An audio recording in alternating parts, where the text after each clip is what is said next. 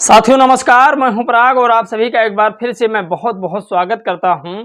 साथियों, लोग कहते हैं दलितों के हितैषी इस देश में जितनी पार्टियां हैं वो सब हैं और सभी पार्टियां दावा भी करती हैं कि मैं दलितों की हितैषी हूं, दलितों के लिए मैं कुछ भी कर सकती हूं। साथियों, आज बात करते हैं दिल्ली की। दिल्ली में इस समय प्रेजेंट टाइम की सरकार आतिशी जी की है और अरविंद केजरीवाल वहां के पूर्व मुख्यमंत्री थे। आम आदमी पार्टी की सरकार चल रही है, लेकिन वहां पर आप कल्पना नहीं कर सकते कि एक भी दलित समाज का कोई भी मुख्य चेहरा नहीं है। हालांकि एक दलित समाज के मंत्री हैं, पहले 4 मंत्री हुआ करते थे, लेकिन चारों मंत्रियों के ऊपर षड्यंत्र करके आम आदमी पार्टी ने ही उन्हें निकालने का काम किया, जेल भेजने का काम किया। ये तमाम तथ्य हैं जो मैं आज आपको बताऊंगा। क्या बहुजन समाज पार्टी ऐसा कर सकती थी?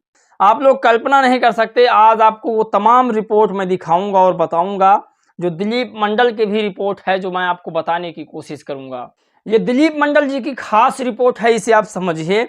साथियों, अरविंद केजरीवाल ने इतने साल में अभी तक दिल्ली में 4 मंत्री दलित समुदाय से बनाए थे। ये चारों बारी बारी से मंत्री पद से निपट गए। इन चारों में से 3 को पार्टी छोड़नी पड़ी। इनकी सरकार में 1 से ज़्यादा एससी मंत्री कभी नहीं रहा है। आतिशी जी की कैबिनेट में 1 एससी मिनिस्टर हैं, मुकेश अहलावत, और संदीप वाल्मीकि को तो झूठे आरोप में फंसाया गया। कोर्ट ने उन्हें बाइज्जत बरी कर चुकी है। सारे आरोप गलत साबित हो चुके हैं। अरविंद केजरीवाल बहुत बेरहम और आरोप लगने भर से संदीप वाल्मीकि का राजनीतिक जीवन खत्म करने की कोशिश की और खुद को जेल में कई महीने रखकर मुख्यमंत्री भी जो है रहे। आप सरकार में इन दलित मंत्रियों को हमेशा समाज कल्याण जैसे कम बजट वाले मामूली विभाग दिए गए। कभी वित्त, शिक्षा, कानून, उद्योग, स्वास्थ्य, परिवहन जैसे कोई महत्वपूर्ण मंत्रालय कभी किसी के पास नहीं रहा। लेकिन उन हल्के मंत्रालय में भी उनको टिकने नहीं दिया गया।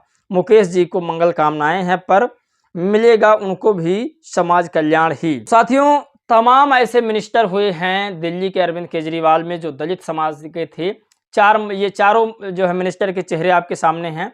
इनको किसी भी बड़े पद पर नहीं रखा गया है। ये आम आदमी पार्टी, बीजेपी और कांग्रेस की एक ही जैसी मंशा है। फिलहाल आज आपको बता दें, मंडल साहब जो है बीजेपी के खेमे में पहुंच चुके हैं, तो इनकी पोस्ट में कभी भी बीजेपी की अब बुराई नहीं दिखती है। लेकिन जो इन्होंने आम आदमी पार्टी के लिए कहा वो सत्यता सही है और कभी भी एससी समुदाय के आने वाले लोगों को आम आदमी पार्टी में उच्चतम पद नहीं मिला है। अब बात करते हैं आकाश आनंद की। आकाश आनंद ने कहा कि आज हरियाणा के सोहाना जिले में बीएसपी इनेलो गठबंधन के उम्मीदवार सुंदर भड़ाना जी के समर्थन में विशाल जनसभा को संबोधित किया। बीएसपी इनेलो गठबंधन को मिल रहे भारी समर्थन से जनता का संदेश साफ है। हरियाणा में परिवर्तन के लिए 5 अक्टूबर हाथी निशान के सामने बटन दबाएं, भाजपा हटाएं, कांग्रेस भगाएं और हरियाणा में बीएसपी इनेलो की सरकार बनाएं। तो ये आकाश आनंद जी का पूरा जो है विश्वास है, आत्मविश्वास की हरियाणा में बीएसपी इनेलो की सरकार बनने जा रही है। खैर, आपको बता दें, खबर अयोध्या से है। अयोध्या के सांसद अवधेश कुमार जी के बेटे अजीत प्रसाद जी के ऊपर अपहरण का मुकदमा दर्ज हुआ है। उनके ऊपर अपहरण का मुकदमा दर्ज हुआ है और उनको पूछताछ के लिए जेल भी लेकर जाया गया है। अयोध्या से सपा सांसद अवधेश प्रसाद के बेटे अजीत प्रसाद पर अपहरण, धमकी और मारपीट की एफआईआर दर्ज हुई है। जब से समाजवादी पार्टी 37 सीटें जीती है, तब से इन सपा वालों की गुंडई कुछ ज़्यादा ही बढ़ गई है। दरअसल इसे अभिषेक राव ने लिखा है, बाकी लोग अपने अपने हिसाब से लिख रहे हैं। मैं तो मानता हूं कि कहीं ना कहीं ऐसा भी हो सकता है कि बीजेपी वहां से चुनाव हारी है तो खुंदक भी निकाल सकती है बीजेपी वाली सपा के सांसद अवधेश पासी जी से। तो एक षड्यंत्र भी हो सकता है ये बहुत बड़ा। खैर, इस पर जांच का विषय है। जब तक पुलिस की जांच नहीं आती है, कोई निर्णय नहीं ले सकता है। बांग्लादेश में आर्मी एवं लोकल पुलिस के संरक्षण में इस्लामिक ताकतों द्वारा जिहाद के नाम पर बौद्धों और अन्य अल्पसंख्यक समुदाय के लोगों का नरसंहार हो रहा है। सम्मानित भिक्षु सड़कों पर उतर कर आंदोलन कर रहे हैं। बौद्ध समुदाय एकजुट होकर आतंकी का जवाब देगा। सोचिए, बांग्लादेश के प्रधानमंत्री भारत बैठी हुई हैं। बांग्लादेश में पहले अल्पसंख्यक हिंदुओं को मारा गया, फिर अल्पसंख्यक बौद्धों को मारा जा रहा है। किस तरह का शासन चल रहा है? राष्ट्रपति शासन वहां पर लगना चाहिए। ये सबसे बड़ी खबर है आज की, सूरज कुमार बौद्ध ने इसे लिखा है। लेकिन अब आपको बताते हैं सबसे बड़ी खबर, जो लोग कहते हैं कि बसपा ब्राह्मण विरोधी है।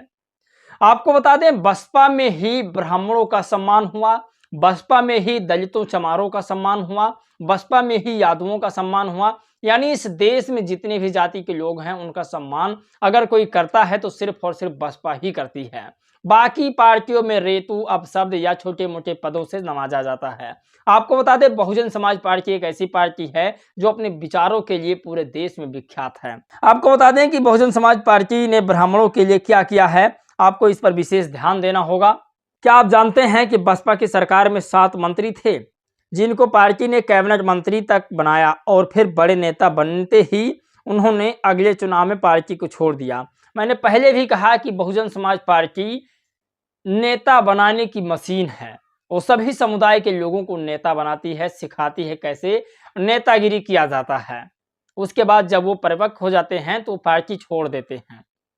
लेकिन कुल मिला के तमाम नेताओं की गुरु बहुजन समाज पार्टी ही है। बसपा सरकार में ब्राह्मण मंत्री रामवीर उपाध्याय, राकेश धर त्रिपाठी, नकुल दुबे, रंगनाथ मिश्रा, आनंद कुमार मिश्रा, राजेश तिवारी, दद्दन मिश्रा, आखिर पार्टी ने इनको यहां तक पहुंचाया, फिर भी ये धोखा क्यों दिए।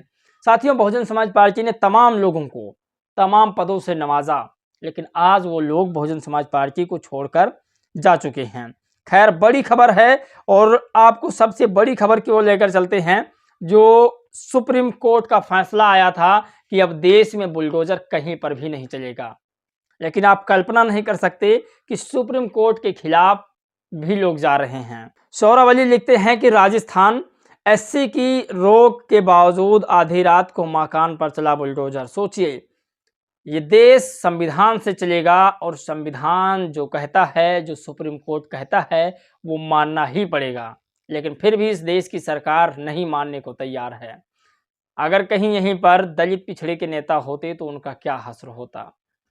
आपको बताते हैं, आकाश आनंद कल वॉलीबॉल खेल रहे थे और वॉलीबॉल खेलने के बाद वो कहने लगे कि अब मुझे इस बात का आभास हो रहा है कि हमारे खिलाड़ियों के प्रति सरकार चिंतित नहीं है। हरियाणा की सोहाना विधानसभा के तावड़ू में होनहार वॉलीबॉल खिलाड़ी से मिलना हुआ।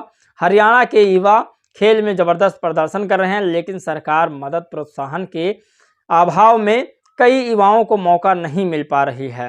हरियाणा में बीएसपी इनेलो की सरकार बनने पर खेल और खिलाड़ियों के लिए नीति बनाई जाएगी। जैसे यूपी में आदरणीय बहन जी ने खिलाड़ियों को प्रोत्साहित करने के लिए हर जिले में बाबा साहब डॉक्टर भीमराव अंबेडकर स्टेडियम बनवाकर प्रदेश को खेलों में मजबूत बनाने का काम किया।